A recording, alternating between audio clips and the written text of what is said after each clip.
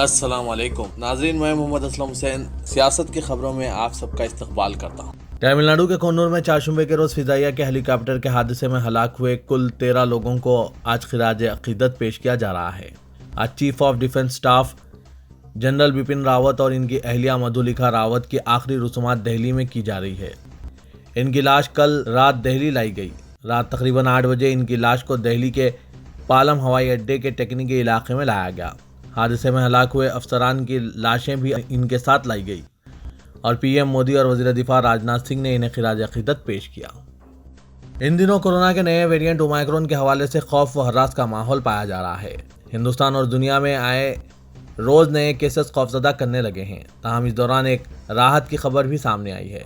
دراصل پونے کے ایک اومائکرون سے متاثرہ شخص کا 10ویں دن منفی ٹیسٹ پایا گیا ہے۔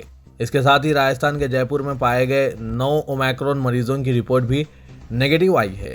انہیں RUHS اسپتال سے ڈسچارج کر دیا گیا ہے، تاہم انہیں 7 دن تک ہوم کوارنٹائن میں رکھا گیا ہے۔ اتر پردیش کے کانپور دیہات میں پولیس کی بربریت کا ایک ویڈیو سامنے آیا ہے، جس میں پولیس نے ایک بچے کو گود میں اٹھائے ہوئے شخص پر لاٹھی چارج کیا۔ یہ واقعہ کانپور کے دیہی علاقے اکبرپور کے ضلع اسپتال کے سامنے پیش آیا ہے۔ پولیس اہلکاروں نے نہ صرف لاٹھیوں سے حملہ کیا بلکہ اس کے بچے کو بھی چھیننے کی کوشش کی۔ پولیس کا دعویٰ ہے کہ اس شخص نے ایک انسپکٹر کے ہاتھ پر اپنے دانتوں سے کتر دیا تھا۔ ویڈیو وائرل ہونے کے بعد سینئر پولیس افسران نے کہا کہ مجرموں کے خلاف کارروائی کی جائے گی۔ ویڈیو میں نوجوان کو یہ کہتے ہوئے سنا گیا ہے کہ بچے کو چوٹ لگے گی، جبکہ پولیس والے اس کا پیچھا کرتے ہیں اور کچھ اہلکار بچے کو زبردستی گھسیٹ کر اس سے دور کرنے کی کوشش کرتے ہیں۔ اس دوران نوجوان کہہ رہا ہے کہ یہ اس کا بچہ ہے اور اس کی ماں بھی نہیں۔ پولیس نے بتایا کہ نوجوان کانپور کے دیہی علاقوں میں اکبرپور کے ضلع اسپتال کے ملازم ہیں اور اس کا بھائی باقاعدہ پریشان ہے۔ قومی دارالحکومت دہلی میں ہوا کا معیار جمعے کو بھی خراب زمرے میں آیا ہے۔ شہر میں ایئر کوالٹی انڈیکس صبح 7:30 بجے 293 ریکارڈ کیا گیا۔ System of air quality and weather forecasting and research کے مطابق صبح 8 بجے ہوا میں PM 2.5 اور PM 10 کی سطح خراب اور اعتدال پسند سطح پر رہی۔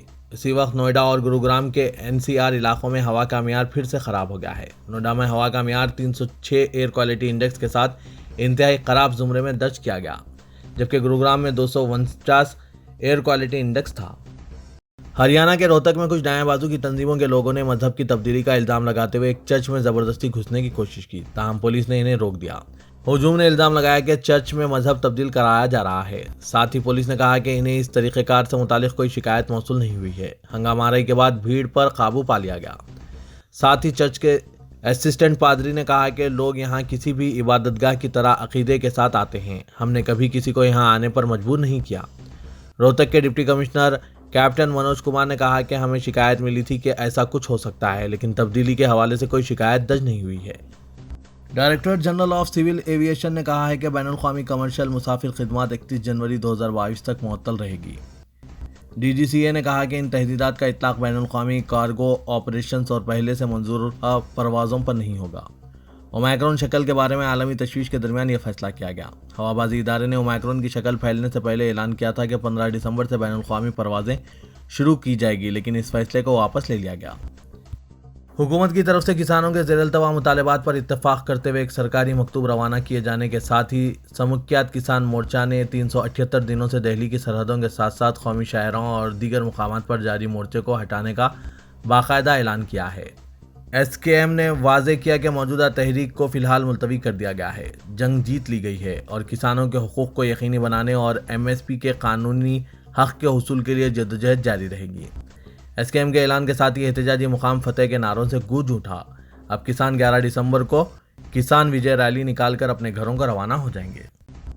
ایودھیا اراضی تنازع کیس میں سنائے گئے فیصلے کا حوالہ دیتے ہوئے دہلی کی ایک عدالت نے قطب مینار کمپلیکس میں ہندو اور جین مذہب کی مورتیوں کی بحالی اور عبادت کا حق دینے کے لیے دائر کی گئی ایک دیوانی درخواست کو مسترد کر دیا ہے۔ عدالت نے کہا کہ ماضی کی غلطیوں کو حال اور مستقبل کے امن کو درہم برہم کرنے کی بنیاد نہیں بنایا جا سکتا۔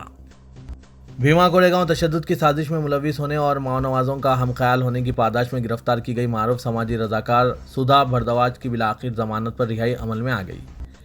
انہیں جمعرات کی دوپہر 12:30 بجے کے قریب بائیکالا جیل سے رہا کیا گیا۔ یاد رہے کہ بھردواج کو NIA نے 3 سال قبل گرفتار کیا تھا، تب سے لے کر اب تک وہ بائیکالا میں واقع خواتین کی جیل میں قید تھی۔ سدھا بھردواج 16 ملزمین میں سے پہلی ملزم ہے جنہیں ڈیفالٹ بیل کا فائدہ پہنچا۔ پونے کی مقامی کورٹ نے NIA کو طے شدہ مدت میں چارج شیٹ داخل نہ کرنے اور چارج شیٹ فائل کرنے کے لیے زائد وقت دیا تھا۔ اسی بات کو سدھا بھردواج نے ہائی کورٹ میں چیلنج کیا تھا، جہاں کورٹ نے اس بات پر اتفاق کیا کہ غیر قانونی سرگرمیوں کے تحت درج کردہ کیس میں مقامی عدالت کو چارج شیٹ فائل کرنے کے لیے زائد وقت دینے کا اختیار نہیں ہے، لیکن سدھا کے علاوہ دیگر ملزمین کو ڈیفالٹ بیل پر رہائی نہیں مل سکی ہے۔ پہلی بار ایک مسلم خاتون کو امریکی شہر مین کی بحیثیت میئر منتخب کیا گیا ہے۔ یہی نہیں بلکہ مین کی تاریخ میں وہ پہلی مسلم سیاہ فام اور صومالین میئر ہے۔ بین الاقوامی خبر رساں ادارے مڈل ایسٹ مانیٹر کے مطابق بیجا ڈھلاک صومالیہ سے ہجرت کر کے امریکہ آئی تھی۔ وہ 2018 میں ساؤتھ پورٹلینڈ سٹی کونسل میں پہلی سیاہ فام اور مسلم خاتون کے طور پر بھی نامزد کی جا چکی ہے۔ دلچسپ بات یہ ہے کہ مین ریاست کی 90% آبادی گوروں پر مشتمل ہے۔ ساؤتھ پورٹلینڈ کے دیگر ارکان نے انہیں اس کامیابی پر مبارکباد بھی دی۔ سعودی عرب کے ولی عہد محمد بن سلمان نے قطر پہنچتے ہوئے امیر شیخ تمیم سے ملاقات کی۔ محمد بن سلمان GCC چوٹی کانفرنس سے پہلے خلیجی ملکوں میں اتحاد کو مضبوط کرنے کی کوششیں کر رہے ہیں۔ وہ کئی ملکوں کے دورے پر ہیں۔ اس سے پہلے وہ عمان اور UAE گئے۔ دوحہ میں انہوں نے شیخ تمیم کے ساتھ آپسی تعلقات اور الگ الگ شعبے میں تعاون کے امکانات کا جائزہ لیا۔ قطر اور سعودی اتحاد کے درمیان 2017 میں پیدا ہوئے تناؤ کے بعد سے اس طرح کا یہ پہلا دورہ ہے۔ ولی عہد اور قطر کے امیر نے کئی سمجھوتوں پر دستخط کیے ہیں۔ ہلاکت خیز کورونا وائرس کے اومیکرون ویرینٹ معاملوں میں اضافے پر برطانیہ میں پلان B کے نفاذ کا اعلان کر دیا گیا ہے۔ برطانوی وزیر اعظم بورس جانسن نے کہا ہے کہ اومیکرون کیسوں کی تعداد سامنے آنے والے معاملوں سے کہیں زیادہ ہے۔ انہوں نے کہا کہ پرانی پابندیاں پھر نافذ کی جا رہی ہے۔ پیر سے جن ورکرز کے لیے گھر سے کام کرنا ممکن ہے وہ گھر سے ہی کام کریں۔ بورس جانسن کا کہنا تھا کہ جمعے سے بیشتر عوامی مقامات پر ماسک پہننا لازمی ہوگا۔ تھیٹر اور سینما میں بھی ماسک کا استعمال کیا جائے گا۔ برطانوی وزیر اعظم کے مطابق آئندہ ہفتے سے نائٹ کلب اور رش والے مقامات پر جانے کے لیے کووڈ پاس دکھانا لازمی ہوگا۔ انہوں نے عوام کو مشورہ دیا کہ سوشل ڈسٹینسنگ پر زیادہ سے زیادہ عمل کریں۔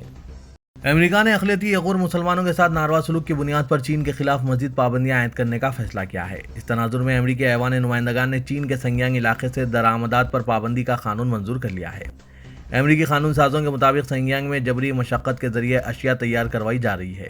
سشمی پینل سے متعلقہ زیادہ تر سامان اسی علاقے میں تیار کیا جاتا ہے۔ انسانی حقوق کی تنظیمیں بھی یغور مسلمانوں پر جبر کرنے کے حوالے سے چین کو شدید تنقید کا نشانہ بناتی ہے۔ کووڈ-19 کے خلاف لڑائی میں تلنگانہ نے ایک اور اہم سنگ میل عبور کر لیا ہے۔ ریاست تلنگانہ میں جمعرات کے روز 4 کروڑ ٹیکہ اندازی کو مکمل کر لیا گیا ہے۔ وزیر صحت T ہریش راؤ نے ریاست کی جانب سے 4 کروڑ ٹیکہ اندازی کے سنگ میل عبور کرنے پر مسرت کا اظہار کیا۔ محکمہ صحت و طبابت کے عہدیداروں کے مطابق ریاست میں گزشتہ 48 گھنٹوں کے دوران کورونا کے 1 کروڑ ویکسین کی خوراک دینے کا ایک نیا ریکارڈ بنایا گیا ہے۔ عہدیداروں نے بتایا کہ ریاست میں 23 اکتوبر کو 3 کروڑ ٹیکہ اندازی کے نشانے کو حاصل کر لیا گیا تھا۔ ریاست کی 54% یعنی 2 کروڑ 77 لاکھ آبادی کو ویکسین کی پہلی خوراک دی جا چکی ہے، جبکہ 50% آبادی نے دوسری خوراک حاصل کر لی ہے۔ تلنگانہ کے وزیر داخلہ محمد محمود علی نے ہر سال کی طرح KCR دیکشا دیوس کے 11 روزہ اختتامی تقریب کے موقع پر درگاہ حضرت یوسفین نامپلی پر منعقدہ تقریب میں شرکت کرتے ہوئے فاتحہ خوانی کی اور دعاؤں کا اہتمام کیا۔ انہوں نے ریاست تلنگانہ کی ترقی، KCR اور ان کے افراد خاندان کی صحت اور دراز عمر اور عوام کی فلاح و بہبودی اور خوشحالی کے لیے دعا کی۔ بعد ازاں میڈیا نمائندوں سے خطاب کرتے ہوئے محمود علی نے کہا کہ 12 سال قبل آج ہی کے دن KCR کی شروع کردہ علیحدہ تلنگانہ تحریک پر اس وقت کے مرکزی وزیر P چدمبرم نے رضامندی کا اعلان کیا تھا، جس پر KCR کے احتجاج کو ختم کروایا گیا تھا۔ اسی خوشی میں TRS پارٹی کے سینئر قائد عبدالمقید چندہ پچھلے 12 سالوں سے 11 روزہ KCR دیکشا دیوس تقریب منعقد کر رہے ہیں، جس میں فلاحی، رفاہی، تعلیمی، ادبی، تہذیب، سماجی اور دیگر تقاریب منعقد کی جاتی ہے، جس کا اختتام 9 دسمبر کو درگاہ حضرت یوسفین رحمۃ اللہ علیہ نامپلی پر فاتحہ خوانی و دعاؤں سے ہوتا ہے۔ تلنگانہ کے وزیر اعلیٰ کے چندرشیکھر راؤ نے آج کانٹریکٹرز اور عہدیداروں کو سیکریٹریٹ کے نئے کمپلیکس کی تعمیر میں تیزی پیدا کرنے کی ہدایت دی ہے۔ سیکریٹریٹ کا یہ نیا کمپلیکس 7 فلورز پر مشتمل ہوگا اور 6 فلورز کے کام تقریباً مکمل ہو گئے ہیں۔ چیف منسٹر نے اس کمپلیکس کے تعمیراتی کاموں کا تفصیلی معائنہ کیا۔ وزیر امارت وشورا وی پرشانت ریڈی، وزیر تعلیم سویتا اندرا ریڈی، رکن assembly A Jeevan Reddy, chief secretary Somesh Kumar, engineering and chief Ganapathi Reddy, مشیر برائے محکمہ امارت وشورا سدھاکر تیجا، متعلقہ تعمیراتی ایجنسی شاپور G پالونجی کے اور پولیس عہدیدار اس موقع پر موجود تھے۔ چیف منسٹر نے کاموں کا معائنہ کرتے ہوئے متعلقہ کانٹریکٹرز اور عہدیداروں کو معیار کے ساتھ کاموں میں تیزی پیدا کرنے کی ہدایت دی ہے۔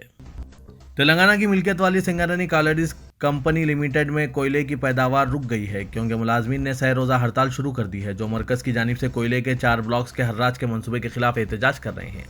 اس ہڑتال میں تقریباً 42,000 ورکرز حصہ لے رہے ہیں، جس کے نتیجے میں تمام 23 زیر زمین اور 19 اوپن کاسٹ مائنز میں کوئلے کی پیداوار ٹھپ ہو گئی ہے۔ ملازمین نے کوئلے کی کانوں پر احتجاجی مظاہرہ منظم کیے اور مرکزی وزارت کوئلے کی جانب سے کوئلے کے بلاکس کے آکشن کی تجویز کی سختی سے مخالفت کی۔ یہ خبر انتہائی افسوس کے ساتھ دی جا رہی ہے کہ جناب سید وقار الدین، چیف ایڈیٹر روزنامہ رہنما ڈکن و صدر نشین انڈو عرب لیگ حیدرآباد کا 9 دسمبر کی رات یعنی جمعرات کی رات 11:30 بجے انتقال ہو گیا۔ وہ 82 سال کے تھے۔ نماز جنازہ آج مکہ مسجد میں بعد نماز جمعہ ادا کی جا رہی ہے اور تدفین احاطہ موسیٰ قادری حسینی علم میں عمل میں آئے گی، جہاں ان کے برادر کلاں جناب سید لطیف الدین قادری بھی آرام فرما رہے ہیں۔ سید وقار الدین 2.5 ماہ سے علالت کی بنا پر اولیو ہاسپٹل میں زیر علاج تھے۔ سید وقار الدین کا انتقال ایسے وقت ہوا جب ہندوستان کا قدیم ترین اردو روزنامہ رہنما ڈکن اپنی پہلی صدی کے جشن کا اہتمام کرنے والا تھا۔ سید وقار الدین جناب یوسف الدین کے فرزند تھے۔ انہوں نے 1967 میں اپنے بڑے بھائی جناب سید لطیف الدین قادری کے ساتھ رہنما ڈکن کو حاصل کیا تھا۔ 1967 میں انڈو عرب لیگ حیدرآباد قائم کیا۔ مرحوم کو خانہ کعبہ کے غسل میں حصہ لینے کی سعادت بھی حاصل ہوئی تھی۔ سید وقار الدین کو 2 سال قبل عرب لیگ کے 22 ممالک کی جانب سے دہلی میں منعقدہ ایک تقریب میں تہنیت پیش کی گئی اور ہند عرب دوستی کے لیے ان کی خدمات کا اعتراف کیا گیا۔ ایڈیٹر سیاست جناب زاہد علی خان نے جناب وقار پاشا کے انتقال پر اپنے گہرے رنج و غم کا اظہار کیا ہے اور ان کے سانحہ ارتحال پر صحافت، خاص کر اردو صحافت کے لیے ناقابل تلافی نقصان کہا ہے۔ رکن پارلیمنٹ حیدرآباد اسد الدین اویسی نے آج لوک سبھا میں حکومت کی جانب سے پیش کردہ سینٹرل ویجیلنس کمیشن ترمیمی بل، دہلی اسپیشل پولیس اسٹیبلشمنٹ ترمیمی بل اور CBI ترمیمی بل کی سختی سے بھی مخالفت کی ہے۔ اسد الدین اویسی نے ترمیمی بلز پر بحث میں حصہ لیتے ہوئے کہا کہ حکومت نے جس طرح زرعی قوانین واپس لیے، اسی طرح وہ امید کرتے ہیں کہ حکومت ان بلز سے بھی دستبرداری اختیار کرے گی، لیکن ایسا ظاہر ہوتا ہے کہ یہ حکومت اقتدار کے نشے میں چور ہے۔ اس حکومت کو عوام کے غیظ و غضب کا سامنا کرنا پڑے گا۔ تو یہ تھا آج کا خبرنامہ۔ خبروں سے متعلق کمنٹ کے ذریعے آپ اپنے خیالات پیش کر سکتے ہیں اور ساتھ ہی اس ویڈیو کو لائک کیجیے گا۔ تو میں محمد اسلم حسین اب آپ سب سے اجازت طلب کرتا ہوں، تو دیجیے اجازت۔ اللہ حافظ۔